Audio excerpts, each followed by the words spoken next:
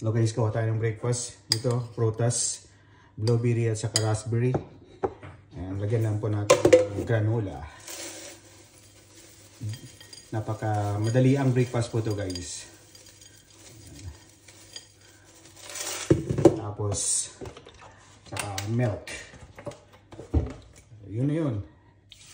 Uy, naparami. Nabuhos ko ata. Yan. Marami mas maganda. Ayun. So, yun na yun. At ready na po yung ating breakfast. Diba? Napakadali. Instant breakfast. Ano. Napaka-healthy nito. Sarap nitong granola kasi pag kinain mo, napaka-crunchy niya. Yep.